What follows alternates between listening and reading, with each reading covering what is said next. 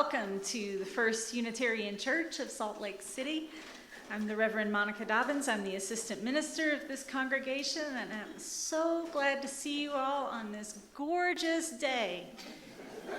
It is gorgeous. Look at it. It's beautiful. When do we get rain in Salt Lake City? I'm just loving every moment. It's beautiful outside, and I'm glad to see your beautiful faces here today as well.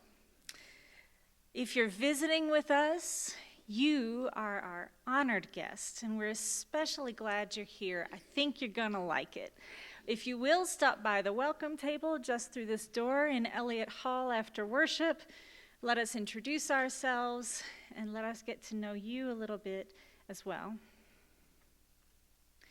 This morning, we'll begin our worship with the lighting of the chalice, and with these words by the Reverend Leslie Takahashi.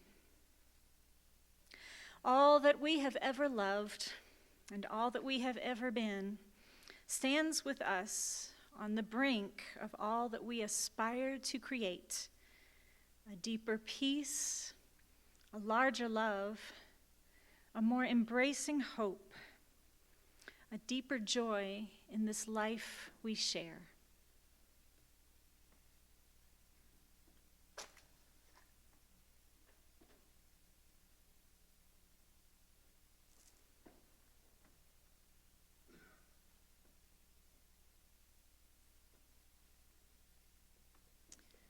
And now I invite you to rise in body or in spirit, and let's sing together number 93.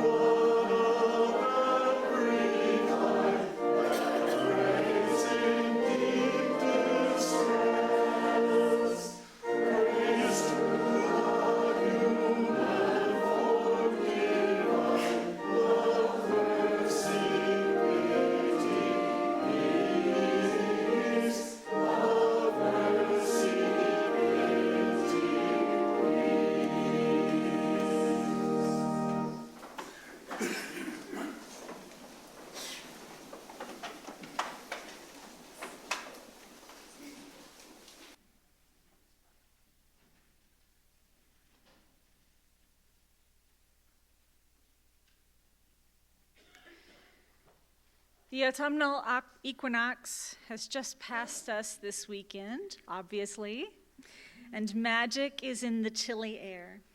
The lengthening shadows, the ripening harvests, the anticipation of winter holidays, a month-long plunge into spooky fun, if that's your thing. For our pagan friends, this is a time of celebration and gratitude. The holiday of Mabon is the witches' Thanksgiving, a time for baking and putting away for winter, and for grateful praise of the earth and the way she takes care of us. And our Jewish friends are wishing one another a sweet new year as they celebrate Rosh Hashanah and the beginning of the High Holy Days. Let us send our religious neighbors good vibes and take care of our own spirits as we pray together or meditate. Blessed Mother Earth, Goddess of harvest, we are astonished by all we receive from you. Bless the harvests of grain and fruit. Bless the harvests of wisdom and maturity. Bless us as we work to become better people and to better appreciate our place in the way of things. Amen.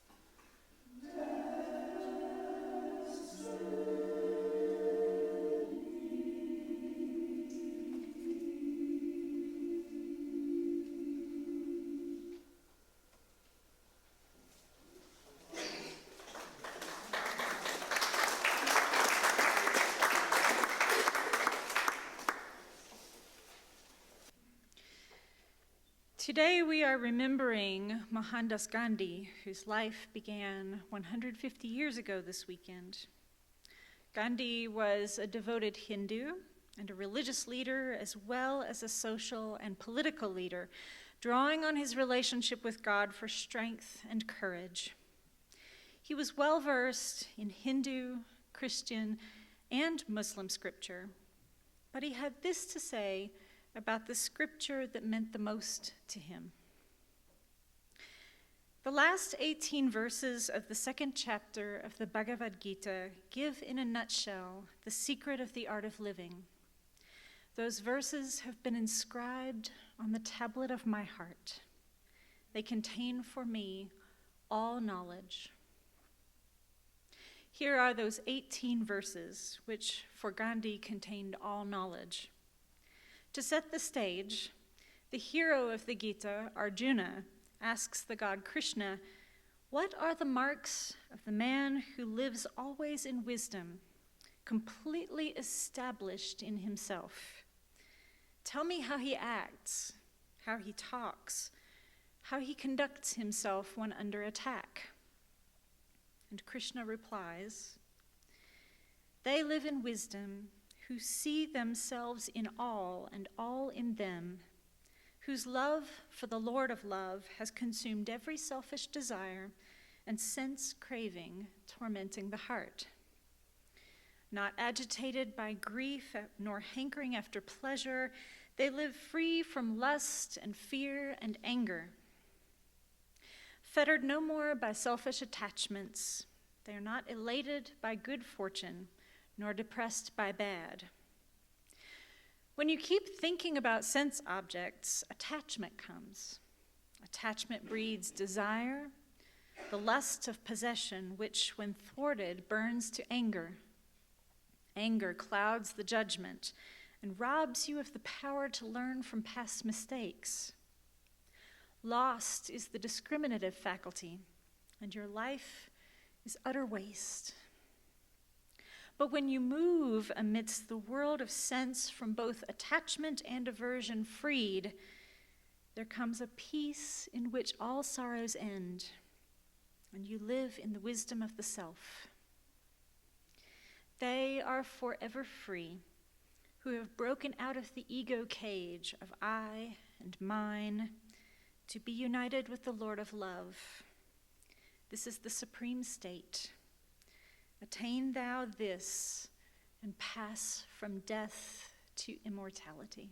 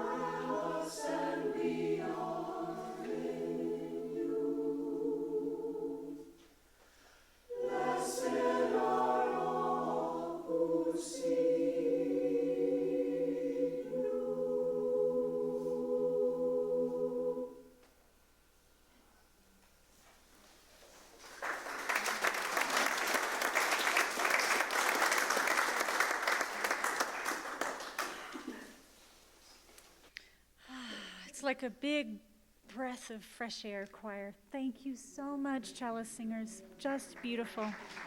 Thank you.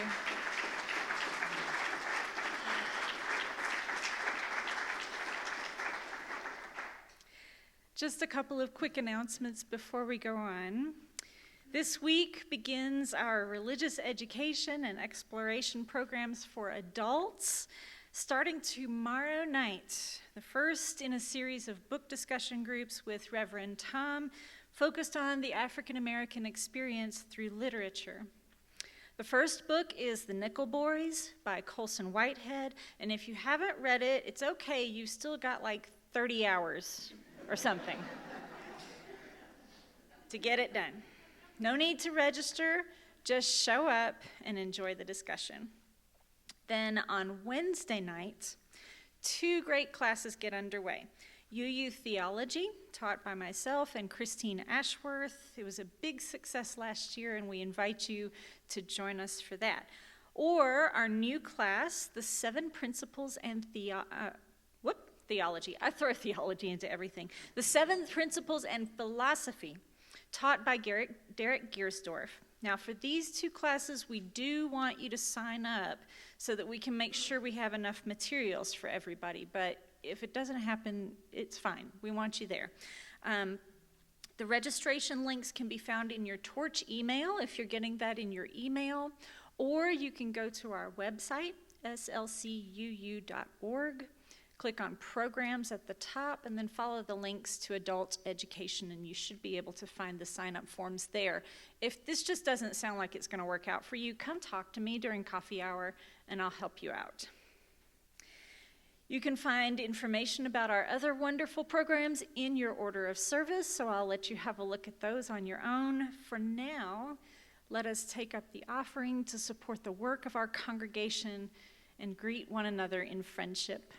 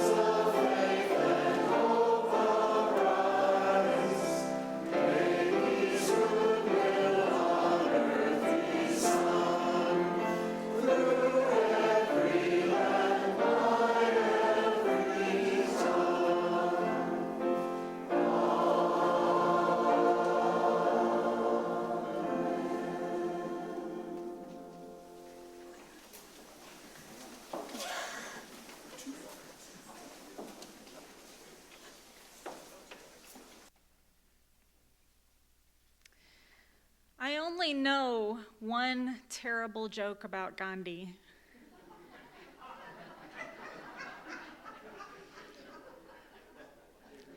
Mohandas Gandhi isn't really the kind of person that one jokes about. But President Obama was once asked by a high school student who his ideal dinner party guest would be, and he quickly replied, Gandhi, adding that it would probably be a really small meal. Thank you for laughing at that. I'm terrible at telling jokes. Once in a while, I can pull one off, but usually the best I can expect is a polite laugh. What's really weird to me is trying to tell jokes in the pulpit. Sometimes I write what I think will be a laugh line, and I get that sort of polite laugh that one is almost forced to produce when a speaker tries unsuccessfully to crack a joke.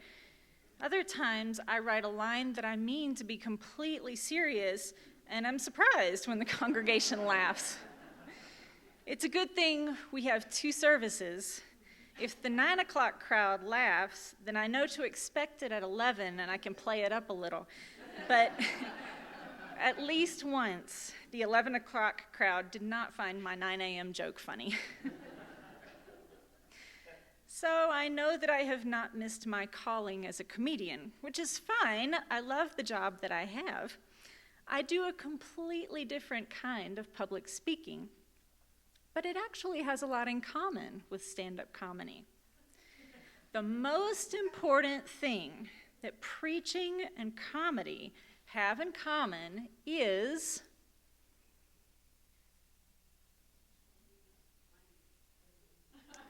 the creative use of tension. See? It worked. The use of the pause is not just important for preachers and comedians, it's important for all public speakers, politicians, actors, even auctioneers.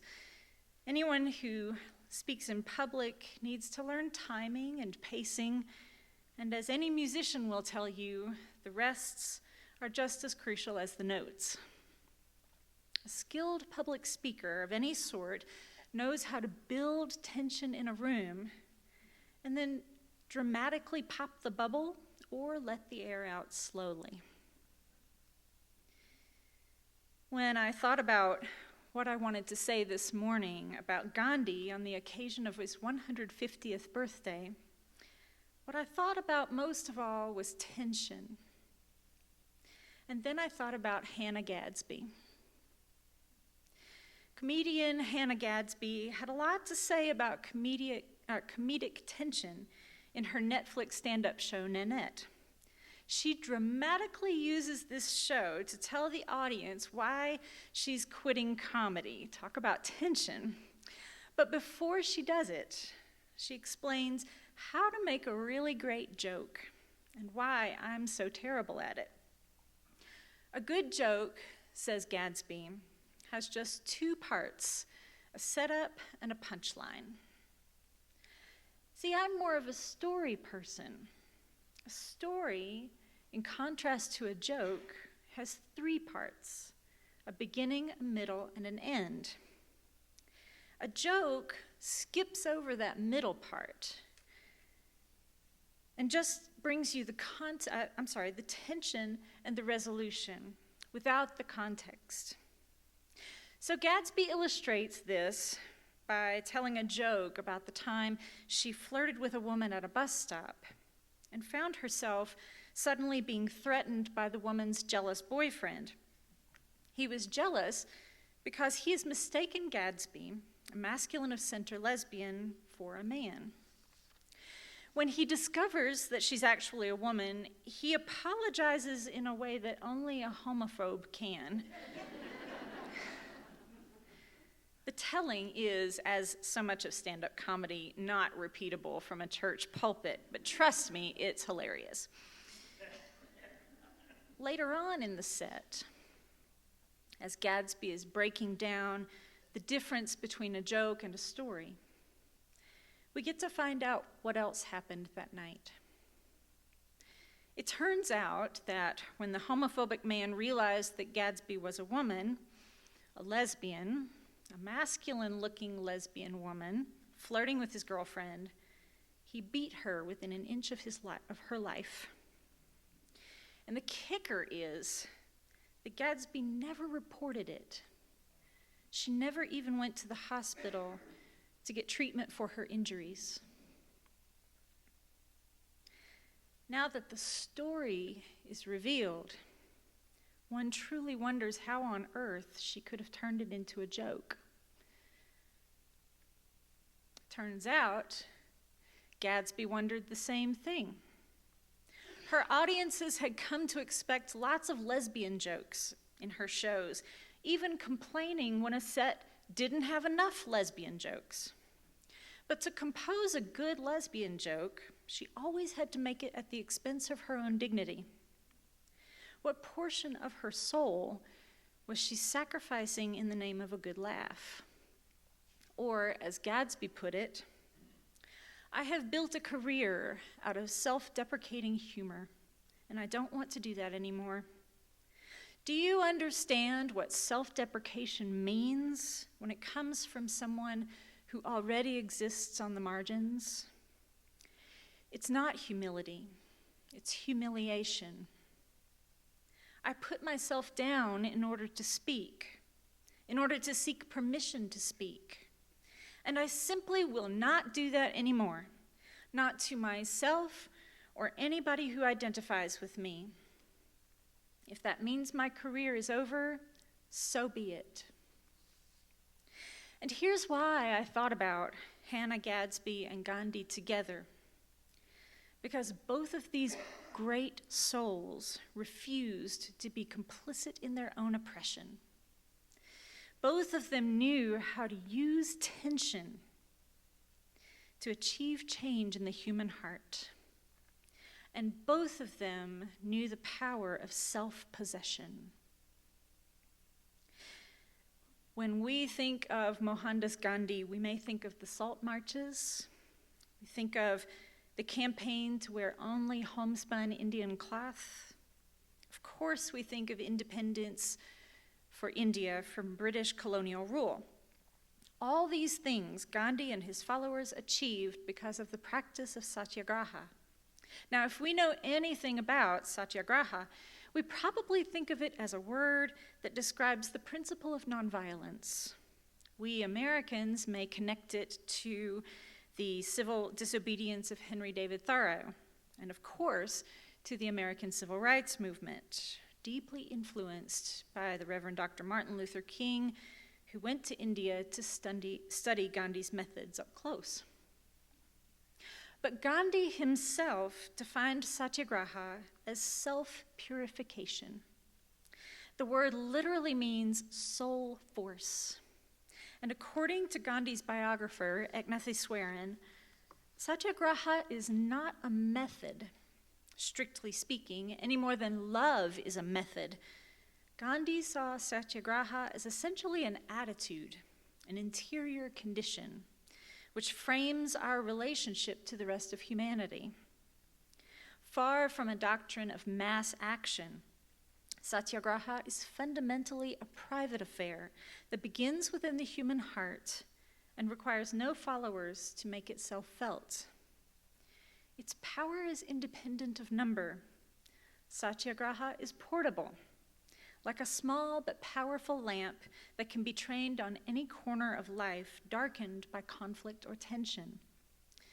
Gandhi was adamant. Without self-purification, he wrote, the observance of the law of nonviolence must remain an empty dream. Stripped of its disciplines, satyagraha is without its fundamental source of strength, that soul force by which alone it commands our attention. What Gandhi asks amounts to a kind of self-satyagraha that the individual imposes upon themselves to neutralize self-interest. To neutralize self-interest. I have found, as I read Gandhi's work, I found self-purification to be a term that makes a lot of sense in the Hindu religious context, but might be a little obscure in the American social context. So I found it more helpful to think of it as self-possession, the kind that Hannah Gadsby so beautifully demonstrated in her quest to stop participating in her own oppression. Iswaran spoke of the disciplines of satyagraha, and I can find two such disciplines in Gandhi's approach. The first is detachment, that is, self-possession as a result of not being possessed by anything else. Fasting, poverty, chastity are all forms of self-possession that Gandhi undertook as he sought not to be possessed by personal desires or by the complexities of participating in commerce. Civil disobedience is also self-possession. It is the refusal to be owned by the state.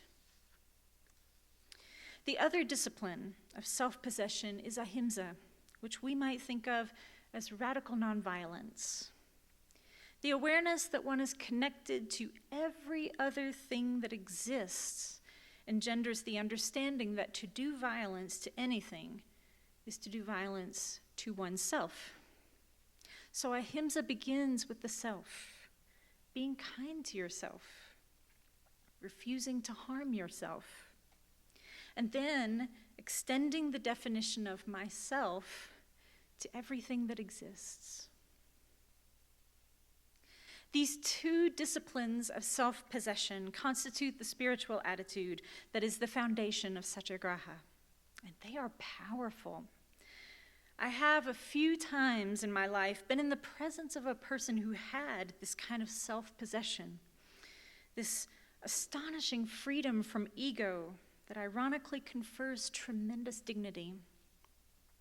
If you have had this experience, then you know that of all the sources of tension in this world, there is none quite like the tension of being with someone who is so free, so self-possessed, so unguarded, that you become uncomfortably aware of how heavily you have guarded your own ego, how much you want that peace, like a drink of cold water when you hadn't even realized that you were thirsty.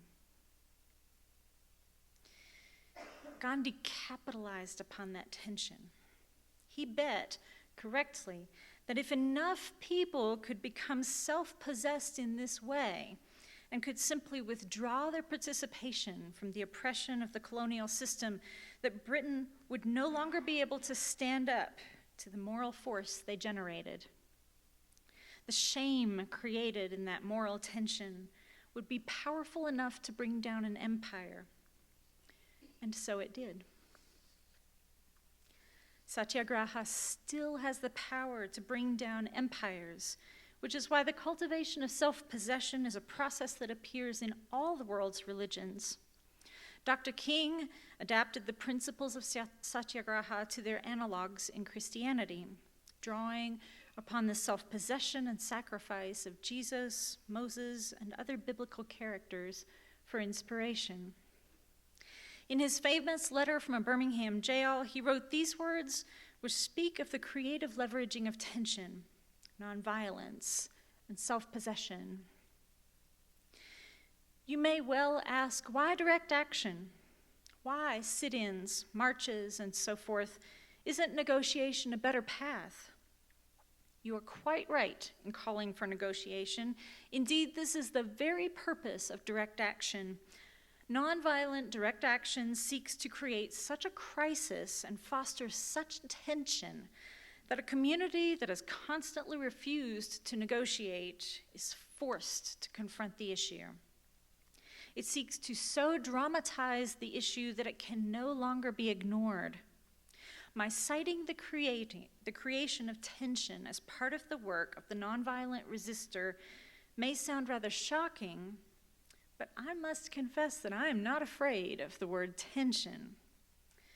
I have earnestly opposed violent tension, but there is a type of creative, nonviolent tension which is necessary for growth.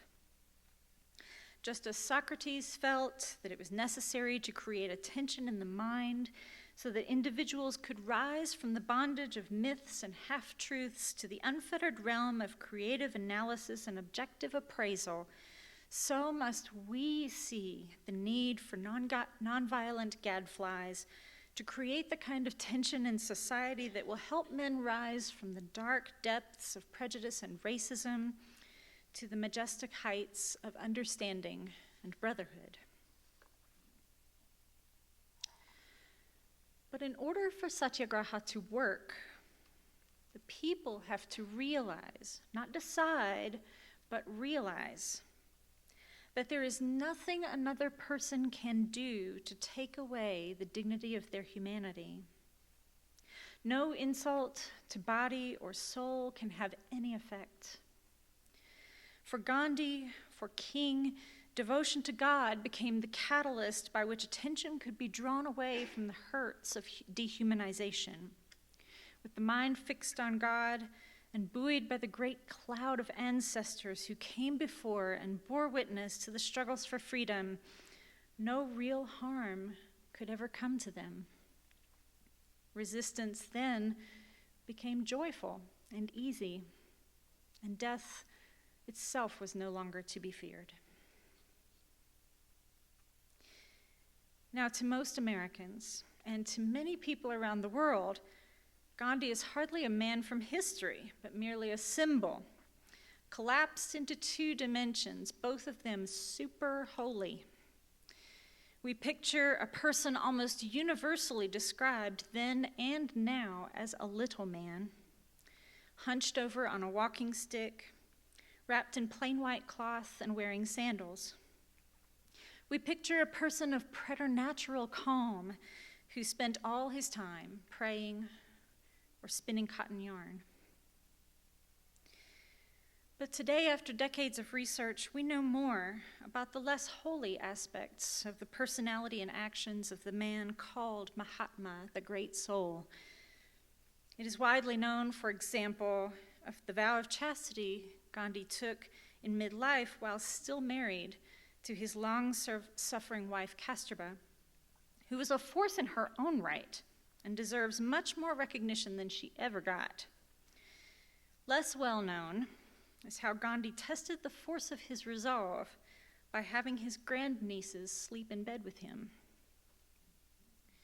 Recent research reveals Gandhi's bias against the Black Africans he walked alongside in South Africa, testing the ideals that would become the foundations of his work for peace. He was known as a young man to use racial slurs against his neighbors. And these are not the only allegations against his character. And so many people would end the story right there. I'm sure Hannah Gadsby would have no patience for Mahatma Gandhi. Because today we understand that authority must be earned and held accountable to humanity's highest ideals. We feel disappointed, angry, when we learn that one to whom we have given so much moral authority is also fallible and may have misused the trust afforded him. However, we are also people who live in the real world, and we understand that heroes only exist in the movies. The surprise is not that Gandhi was human, but rather that we expected something different. No matter how much self-purification we may do, we are still creatures of ego who lay traps for ourselves and too often fall into them. We do not have to forgive him these failures if we don't want to, but a more difficult task is before us, to remember Gandhi as a complex and flawed man, just like any of us, who was capable of enormous good, just like any of us. There is evidence that Gandhi's influence has waned tremendously in India. What would Gandhi say upon seeing the renewed rise of Hindu nationalism, that force of which he was so fearful during his own lifetime? What would he say about the nuclear arms race between India and Pakistan? As in America, Gandhi has become more of an idea than a person in contemporary India. Nationalists distrust him at best, abhor him at worst. Politicians trot him out for effect when unity serves their interests, and shelve him when he becomes an inconvenient reminder of how little India has accomplished in racial and interfaith cooperation. It reminds one very much of how Dr. King's legacy is treated in this so-called post-racial America. But Gandhi always pointed, however imperfectly, toward truths that are eternal in nature, that no lasting social change can come without first changing the hearts of the people. That lasting peace comes when we are looking toward horizons well beyond the next election, or even beyond the next generation. Earlier this week, I attended a conference on safety for houses of worship in which I heard scary stories of church shootings and anti-Semitic harassment and social media hate-mongering. But I also heard stories of hope. I heard the testimony of a man named Arno Michaelis, who as a teenager became a founding member of a worldwide white supremacist organization that came to have members on every populated continent. For 7 years, he organized and recruited young people to the cause of hate. One member of his organization went on to become the man who shot and killed 6 worshipers at the Gurdwara in Oak Creek, Wisconsin in 2012. Arno talked about what finally convinced him to leave the organization and embrace a life of love and a multicultural vision for society. And it wasn't the kind words of a friend, or the terrified words of a parent, or the stern words of a judge or probation officer. In the end, it was exhaustion. Hating other people is a lot of work for very little pay. The internal tension of hate had become too much to bear. Thank God Arno was able to realize it. He began to be less violent toward himself. He stopped drinking. He stopped fighting other people. He stopped threatening others. He started to wonder what life might be like on the other side of hate. It may be hard for us to identify with either Arno or Gandhi. They may seem like opposite ends of a very long spectrum, but it turns out they were looking in the same direction. We will never achieve the kind of society we want if we don't first look inward at ourselves. If we want a peaceful America, we must have peace in ourselves. If we want a kind America, we must commit ourselves to words and acts of kindness. If we want America to find its soul, we must first learn to inhabit our own stories, and we must learn to be in possession of ourselves. And we must learn not to cooperate with that which insults our humanity. That is the message that Gandhi leaves us with 150 years later. Amen.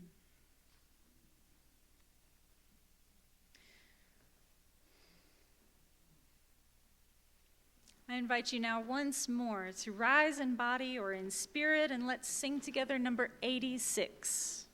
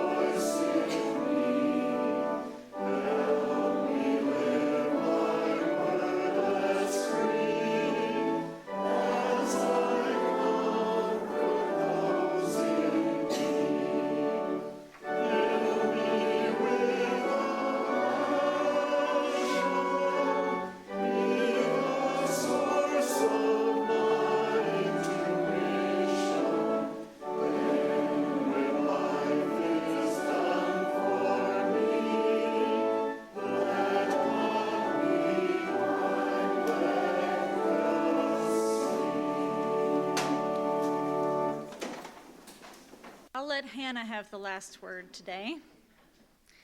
To be rendered powerless does not destroy your humanity. Your resilience is your humanity. The only people who lose their humanity are those who believe they have the right to render another human being powerless. They are the weak. To yield and not break, that is incredible strength.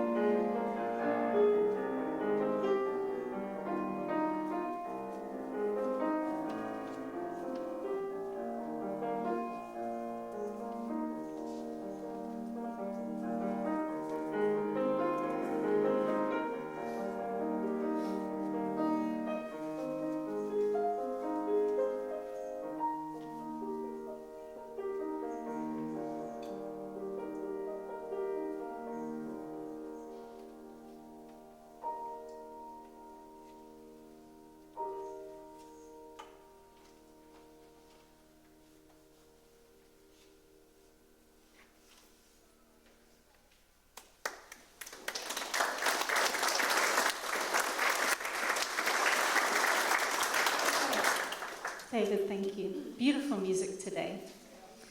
Hey, guess what? Did you know that today is National Coffee Day? We celebrate all the best holidays at First Unitarian. So now I invite you to go have a great cup and enjoy one another's company.